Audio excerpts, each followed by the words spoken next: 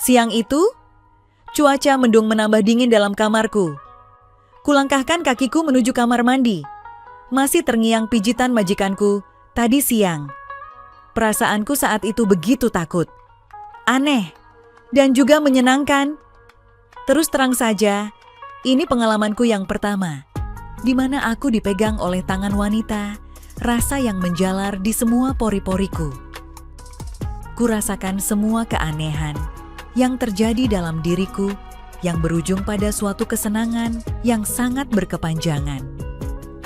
Aku bingung dan bertanya-tanya, apakah yang terjadi dalam diriku sebenarnya? Ketika di dalam kamar mandi, betapa terkejutnya aku. Halo, selamat datang di channel Mbak Yayuk. Assalamualaikum warahmatullahi wabarakatuh. Saya Mbak Yayuk, pemilik sekaligus host di channel ini yang akan membawakan kisah nyata untuk kalian semua. Tolong anggap cerita ini hanya sekedar hiburan dan pelajaran saja. Dan jika ada kesamaan nama, tempat dan kejadian, semua itu mungkin hanya kebetulan semata. Silahkan ambil sisi baiknya dan buang sisi buruknya. Oke, selamat menikmati vlog dan kumpulan cerita dan kisah nyata dari saluran Mbak Yayuk. Subscribe dulu biar sama-sama enak. Nah, sebelum mulai ceritanya, mari perkenalkan dengan tokoh utama dalam kisah ini, tapi semua nama akan disamarkan demi privasi. Aku adalah anak bungsu dari 5 bersaudara yang kesemuanya wanita. Kakak-kakakku juga bekerja sebagai pembantu rumah tangga. Ibuku sudah tiada sejak aku berusia 2 tahun, sehingga ayahku menikah lagi, namun tak memiliki keturunan. Dan ketika kakakku pergi merantau, tinggallah aku bersama ayah dan ibu tiriku di sebuah desa terpencil dekat pantai. Sejak setahun lalu, aku bekerja pada sebuah keluarga yang merupakan pasangan muda. Majikan lelaki yang kupanggil Napak adalah seorang karyawan, sedangkan majikan wanitanya adalah seorang PNS. Kehidupan di dalam rumah tangga majikanku bisa dibilang harmonis, dan itu yang membuatku kerasan tinggal bersama mereka. Bapak majikanku adalah seorang lelaki yang baik, begitu pula dengan istrinya. Hari Sabtu, di mana bapak bekerja, sedangkan ibu kan PNS, jadi Sabtu Minggu beliau libur, sesuai dengan peraturan pemerintah. Sehingga setiap hari Sabtu Minggu itu, di rumah hanya tinggal aku, ibu majikanku, dan anaknya. Kebetulan hari ini aku merasa tidak enak badan akibat kehujanan kemarin saat aku pergi ke pasar. Padahal malam harinya aku sudah minum obat Bodrex. Namun hingga pagi harinya aku masih merasa sakit di sekujur tubuhku. Namun meskipun begitu, aku tetap memaksakan diri ini untuk bekerja karena inilah dedikasiku untuk keluarga ini dan merupakan kewajibanku sehari-hari dalam keluarga ini. Setelah semua tugasku selesai, kurebahkan diriku di kamar. Kala itu cuaca mendung dan ketika aku setengah terpejam, sayup-sayup kudengar ibu majikan memanggil namaku. Namun karena badan ini terasa sangat berat, aku tak sanggup untuk bangkit sampai ibu datang ke kamarku dan beliau sangat terkejut melihat kondisiku. Dihampirinya aku dan beliau duduk di tepi ranjang. Aku berusaha untuk bangkit walaupun kepala ini seperti dibebani ribuan batu. Tiba-tiba tangan ibu majikan menyentuh dahiku dan kemudian merengkuhku untuk memintaku tiduran kembali. Beliau mengatakan kalau badanku demam, kemudian ibu memijat keningku, mataku terpejam mengilhami pijitan itu. Terasa sakit di kepala dan lemas sekujur tubuhku. Setelah beberapa saat ibu majikanku menyuruhku untuk telungkup, aku pun menurutinya. Kurasakan semua itu olehnya, aku terkejut tetapi karena lemas, aku pasrah saja. Kurasakan pijitan kreatif ibu majikan di punggungku, disinilah awal keanehan itu terjadi. Walaupun kondisi demam, tapi perasaan itu tetap saja kurasakan. Begitu tenang, begitu damai. Akhirnya, kupejamkan mata, sambil mengilhami saja pijitannya yang begitu telaten dan teratur secara konsisten. Oh iya, Usia ibu majikanku ini sudah 48 tahun dan kuakui beliau mempunyai wajah yang awet muda. Di saat aku merasakan pijitannya, tiba-tiba kurasakan apa yang dirasa mengganggu proses pemijatan dienyahkan olehnya. Akhirnya aku mengalah walaupun disertai rasa malu saat itu. Jujur, yang ada di benakku kala itu tidak ada prasangka lain selain aku sedang ditolong olehnya agar segera sembuh. Setelah agak lama, ibu majikanku menyudahinya dan aku diberikan obat demam lagi, lalu segera ku minum. Beliau kemudian meninggalkan kamarku. Sebelum tidur, kuputuskan untuk ke kamar mandi untuk buang air kecil. Seperti yang telah aku ceritakan tadi, bahwa ternyata aku mendapati sesuatu yang lain dari biasanya. Aku rasa kalian semua paham. Aku tidak tahu secara pasti apa yang menyebabkan itu, padahal tadi itu aku hanya dipijat saja oleh ibu majikanku. Aku pun tak mampu berpikir jauh. Setelah dari kamar mandi, kuputuskan untuk tidur di kamar. Apakah kejadian ini akan cukup sampai di sini? Please, jangan kemana-mana dulu ya penonton semua sebelum kisahku ini selesai. Sore harinya gerimis turun dan ketika aku tidur ternyata tadi siang bapak majikanku dan anaknya pergi ke rumah keluarganya. Dan rencananya mereka akan menginap di sana karena ada hajatan, sementara itu ibu majikanku tetap di rumah. Sebab besok minggu ada acara di kompleks. Setelah tidur tadi siang, kurasakan tubuhku mulai agak mendingan, mungkin karena pengaruh obat penurun demam yang aku minum tadi. Sehingga aku pun berani mandi meskipun tetap menggunakan air hangat. Selesai mandi, terdengar suara ibu majikanku dari ruang TV memanggilku. Aku pun bergegas menemui beliau. Ibu majikanku kemudian menanyakan keadaanku dan aku jawab sudah baikan. Lalu beliau memintaku untuk membuatkan teh hangat untuknya. Setelah itu, aku hidangkan di meja ruang TV. Ibu majikanku kemudian menyuruhku untuk duduk di bawah, tepat di depan tempat duduknya, dan kuturuti perintahnya. Sambil menikmati acara TV Komandan Andre Taulani. Ibu majikanku memegang pundakku dan bertanya, "Apakah pijitannya enak?" "Enak sekali, Bu," jawabku dengan keluguanku sambil aku tersenyum malu. Kami berdua kemudian membisu sambil menonton acara Komandan Andre Taulani, sembari ibu majikanku tetap memijat pundakku. Lama-kelamaan, perasaan aneh kreatif itu menjalar lagi. Aku merasakan sesuatu yang lain, yang aku sendiri tak paham perasaan apa ini. Kurasakan sekujur bulu kudukku merinding. Tiba-tiba, kurasakan hembusan nafas, aku melirik, dan ternyata wajah ibu majikanku telah sampai di situ. Aku merasakan getaran-getaran kreativitas aneh yang terus saja menjalariku. Aku tidak berontak, aku takut. Tapi getaran semangat kreativitas aneh itu kurasakan begitu mengasyikkan, hingga tanpa kusadari kumiringkan kepalaku seakan memberikan peluang berkreasi. Tanpa sadar aku memejamkan mataku yang kurasakan aku seakan semakin mengilhami, tak mempunyai beban, terasa ringan sekali seolah terbang. Otakku seakan buntu, tidak dapat berpikir jernih yang kutahu, aku hanya bisa mengikuti saja alur kreatifnya. Karena pengalaman ini belum pernah aku rasakan sebelumnya seumur hidupku. Saat itu yang aku rasakan adalah antara rasa takut dan senang menjadi satu. Tangan ibu majikanku masih memijat pundakku, sementara dia masih terus bekerja membawaku ke alam kreatif yang lebih jauh. Sungguh saat itu aku sangat bingung dan dilema, mau berontak tapi takut, dan juga aku merasa sayang sekali karena ini adalah pelajaran baru dan gratis bagiku. Jujur saja, di usiaku ini aku belum pernah mengenal yang namanya berpacaran atau jatuh cinta, apalagi sampai yang kreatif seperti ini. Belum pernah. Aku kaget dan spontan uhui. Kedua tanganku lalu memegang tangan ibu majikanku itu. Tapi kemudian ibu majikanku berbisik supaya aku mengikuti saja alur kreatifnya itu agar aku segera segar, bugar kembali.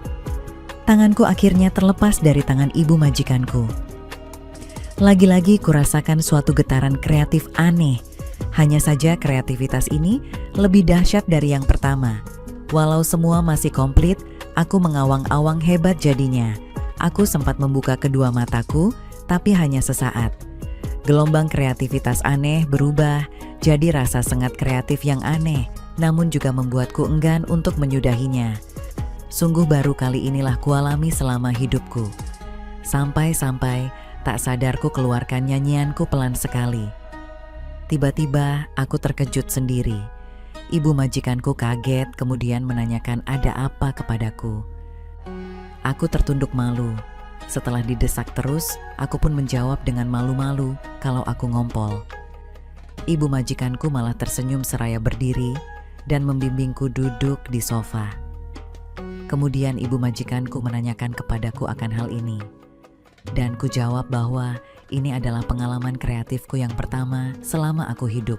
Lalu ibu majikanku mengatakan kalau beliau ingin memberikan pengalaman kreativitas tanpa batas yang selanjutnya, tapi dengan satu catatan, agar aku tidak akan menceritakan pengalaman ini kepada siapapun. Aku pun hanya bisa mengangguk dan menunduk. Tentu saja aku tak berani menatap mata ibu majikanku karena malu. Ketika hari sudah berganti malam, gerimis pun berubah menjadi hujan, namun anehnya hawa di ruang TV berubah menjadi hangat. Apakah ini hanya perasaanku saja? Sementara itu aku duduk di sofa, namun ibu majikanku malah jongkok di hadapanku. Aku jadi rikuh dan semakin menundukkan kepalaku. Aku berkata kalau aku malu, namun dijawab olehnya untuk mengikuti saja alur kreatifnya. Aku sudah semakin kehilangan akal sehatku. Aku sudah melupakan kalau saat ini aku sedang bersama ibu majikanku. Yang bisa aku lakukan hanya diam dan terus mengikuti saja pelajaran kreatif pekerjaan pertamaku yang sedang diajarkan ibu majikanku padaku. Aku semakin terkejut dibuatnya ketika pekerjaan kreatif yang diberikan ibu majikanku malam itu semakin jauh. Saat aku mengatakan kalau aku semakin merasa malu atas apa yang terjadi, dengan sabarnya, ibu majikanku terus menenangkanku. Aku pun kembali hanya bisa terdiam dan menengadah di antara rasa takut dan malu, serta adanya rasa menyenangkan yang tak kuduga sebelumnya. Perlahan tapi pasti ibu majikanku semakin jauh dan jauh lagi mengerjakan pekerjaan kreatifnya. Kembali lagi, rasa takut bercampur, rasa gelisah datang berkecamuk di dalam diriku. Kondisi dan perasaan yang ada saat itu sungguh sukar untuk kulukiskan dengan kata-kata. Kurasakan dunia gelap dan berputar, sayup-sayup kudengar suara yang begitu indah di telingaku, hingga akhirnya kurasakan adanya suatu desakan kreativitas dari dalam diriku. Desakan kreatif itu tak dapat kubendung. Aku mencoba untuk bertahan, tetapi tetap saja aku tak mampu. Kulihat ibu majikanku tersenyum dan mengelus rambutku. Ibu majikanku pun menanyakan apa yang aku rasakan di kala itu. Kubalas dengan tatapan yang bertanya-tanya, tetapi tetap saja aku tidak dapat berkata-kata. Aku hanya tersenyum dan memandangnya sayu. Ibu majikanku tersenyum dan mengajakku ke kamar. Aku merasa heran. Aku menurut tanpa ada perlawanan. Mungkin karena efek yang baru saja, yang baru pertama kali aku peroleh dalam hidupku. Aku semakin malu dan juga tersanjung ketika ibu majikanku mengagumi apa yang aku miliki dan berpesan agar aku tetap menjaganya. Ibu majikanku duduk di tepi tempat tidurku sembari mengelus rambutku. Dia tersenyum manis, membuat hatiku merasa tentram, nafasku mulai teratur kembali. Namun itu tidaklah berlangsung lama, karena kembali lagi pelajaran kerjaan kreatif selanjutnya sudah kembali diajarkan dan tentunya aku semakin pintar. Aku pun merelakan semua kreativitasku malam itu. Akan tetapi, aku tidak menyesal karena hilang oleh orang yang aku kagumi sekaligus aku sayangi. Selanjutnya, setelah semuanya berlalu, dengan agak tertatih, aku menuju kamar mandi, sembari aku bersiul gembira. Pagi harinya, tepat pukul 8 pagi, kulihat ibu majikanku selesai mandi dan bersiap menghadiri acara komplek. Setelah beliau berpamitan padaku, aku meneruskan menyelesaikan tugas-tugasku. Saat pukul 12 siang, ibu majikanku kembali dari acara di komplek perumahan dan aku sedang menonton acara TV. Ibu majikanku tersenyum dan menghampiriku, lalu kubalas senyumannya. Dan setiap hari, semenjak kepergian suami ibu majikanku, kami selalu bekerja kreatif, tetapi setelah ibu majikanku kembali dari kantor. Kadang di kamarku, di kamarnya, di dapur, di ruang belakang, bahkan pernah di garasi dan di dalam mobil. Hatiku terasa senang, tenteram, hingga akhirnya bapak majikanku pulang dari luar kota. Aku keluar kamar untuk mencari udara segar, dan tiba-tiba aku mendengar suara yang tidak asing bagiku dari kamar tidur majikanku. Aku terdiam mendengarkan pekerjaan kreatif yang sedang berlangsung di dalam kamar majikanku. Aku terhanyut, mataku terpejam untuk sekedar mengilhaminya.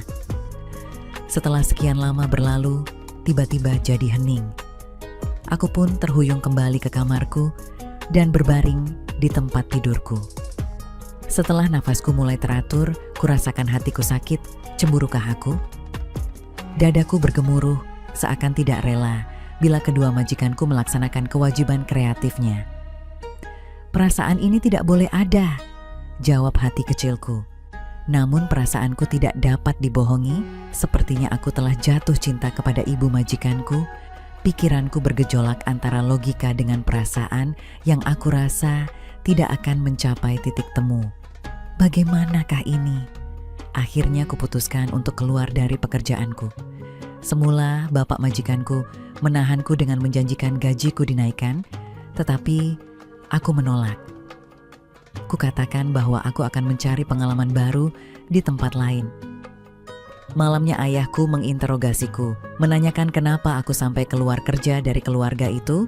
Aku pun mengatakan bahwa aku mulai menyukai dan mencintai ibu majikanku serta tidak rela bila beliau berduaan sama suaminya. Ayahku sendiri tidak dapat berbuat apa-apa, kemudian ia memeyukku lama sekali, tak terasa menetes air mataku.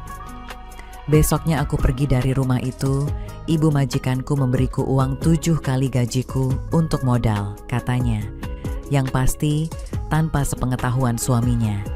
Sejujurnya berat rasanya hatiku meninggalkan keluarga ini, tetapi hati kecilku memberontak terhadap orang yang aku sayangi.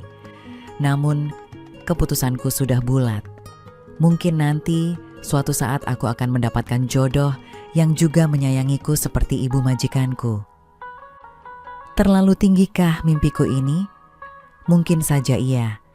Tapi bukankah rasa cinta dan sayang itu tidak pernah mengenal usia, kaya dan miskin? Begitulah kisah singkat antara aku dan ibu majikanku. Tamat.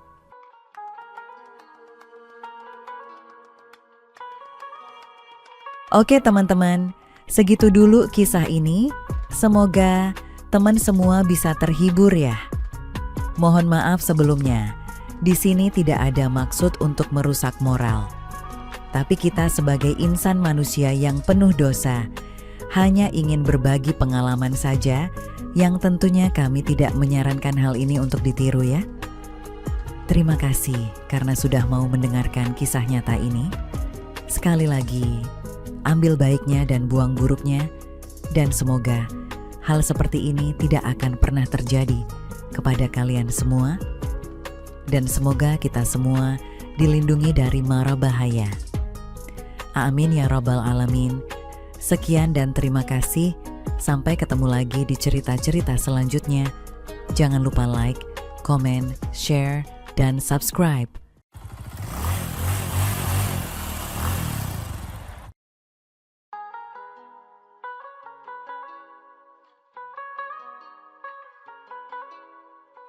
Halo, selamat datang di channel Mbak Yayuk. Assalamualaikum warahmatullahi wabarakatuh. Saya Mbak Yayuk, pemilik sekaligus host di channel ini yang akan membawakan kisah nyata untuk kalian semua. Tolong anggap cerita ini hanya sekedar hiburan dan pelajaran saja. Dan jika ada kesamaan nama, tempat dan kejadian, semua itu mungkin hanya kebetulan semata. Silahkan ambil sisi baiknya dan buang sisi buruknya. Oke, selamat menikmati vlog dan kumpulan cerita dan kisah nyata dari saluran Mbak Yayub. Subscribe dulu biar sama-sama enak. Nah, sebelum mulai ceritanya, mari perkenalkan dengan tokoh utama dalam kisah ini, tapi semua nama akan disamarkan demi privasi. Namaku Rizky, usiaku 17 tahun, dan aku seseorang yang tampan dan penurut.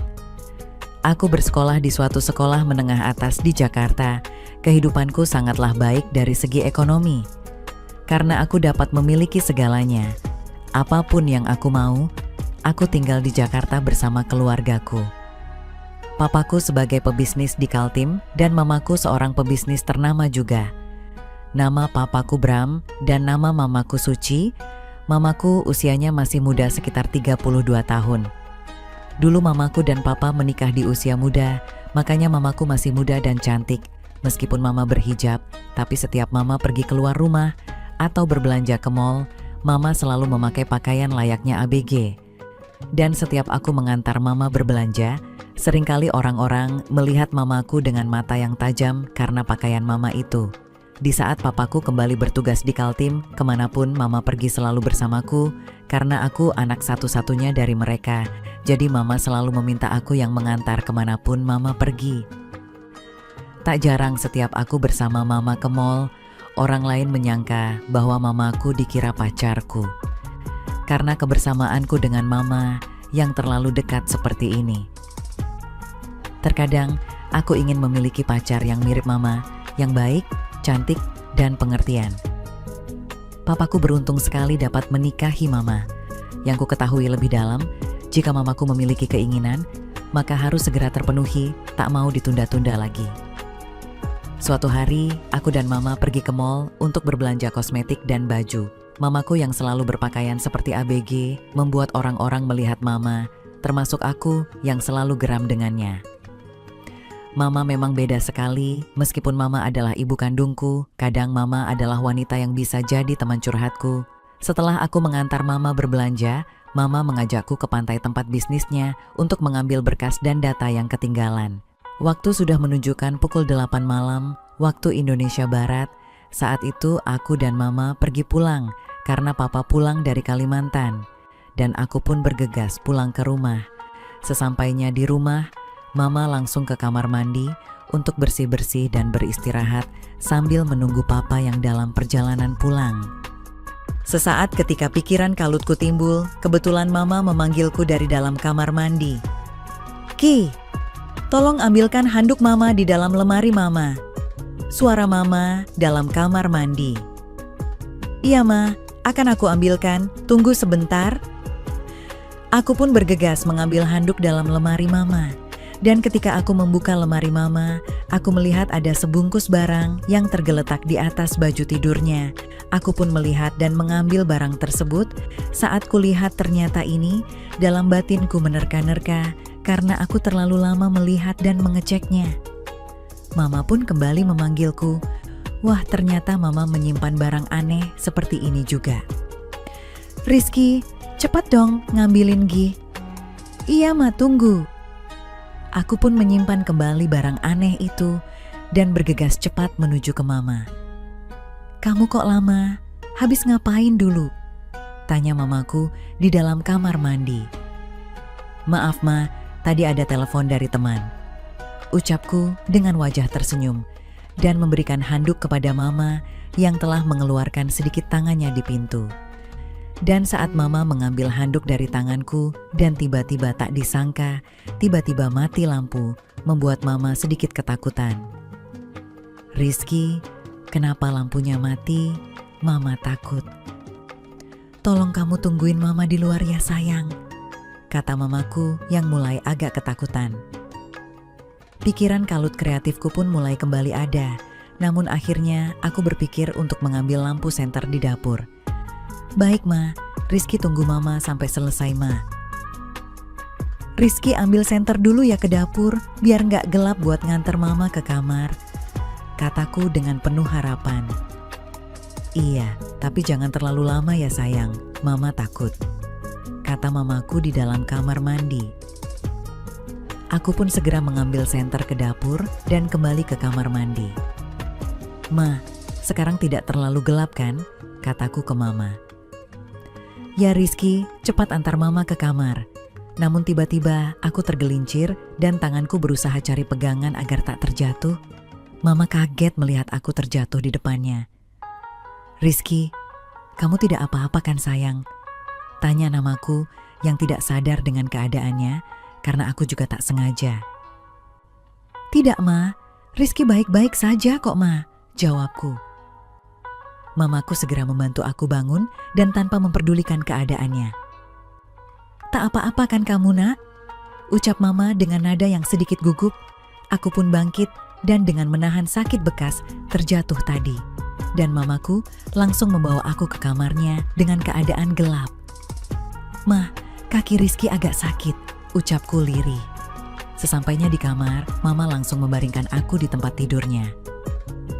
Sayang kamu di sini dulu, Mama akan obati kaki kamu, kata mamaku sambil membantuku berbaring.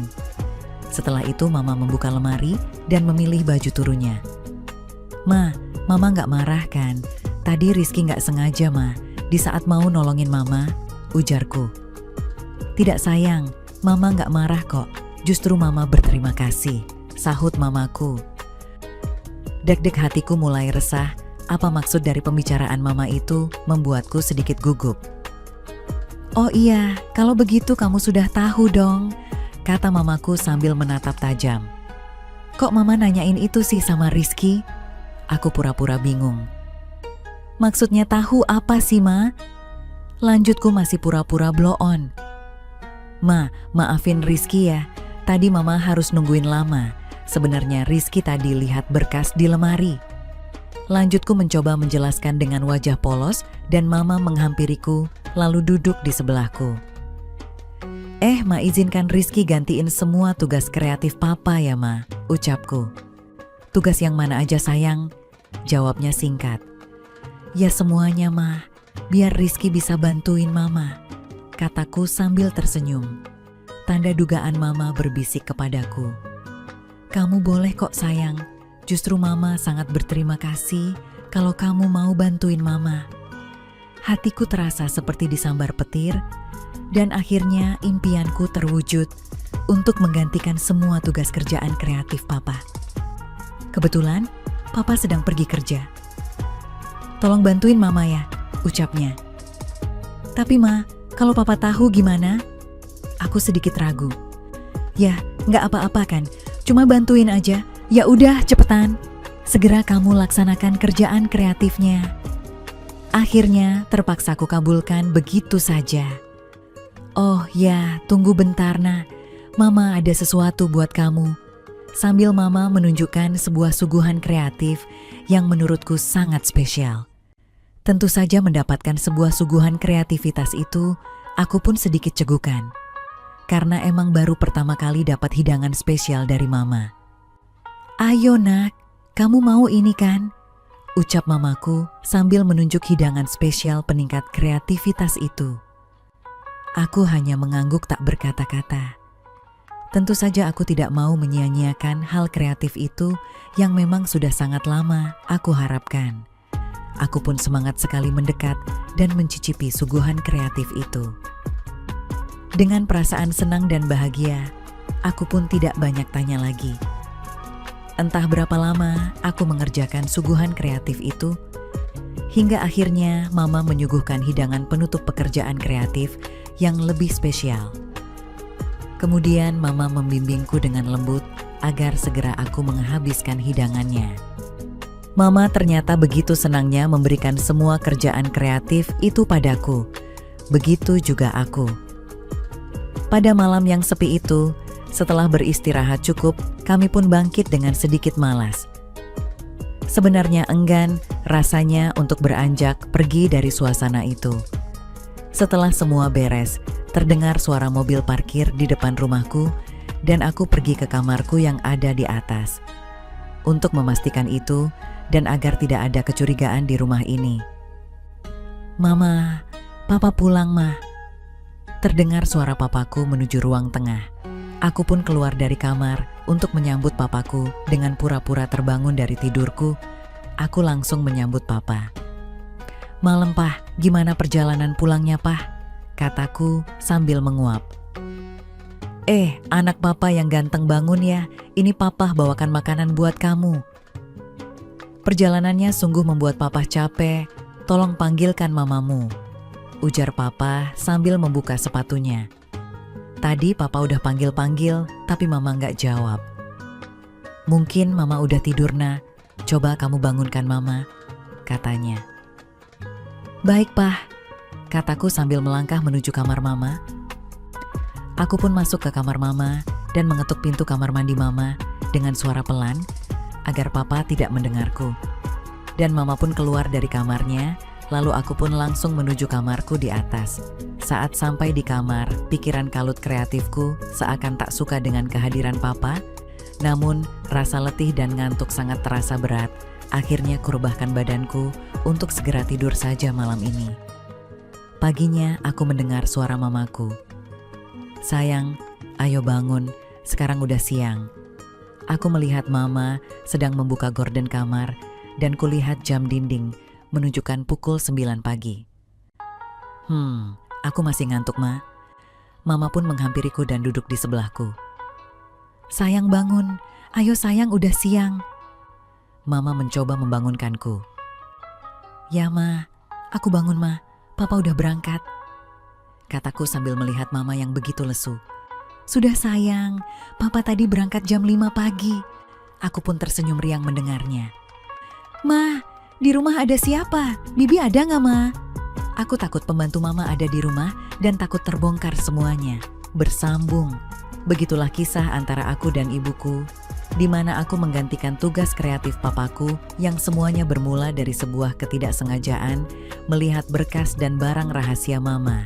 Hingga akhirnya aku bisa ihiu di gidau awok-awok, cukus urukuk hehehe.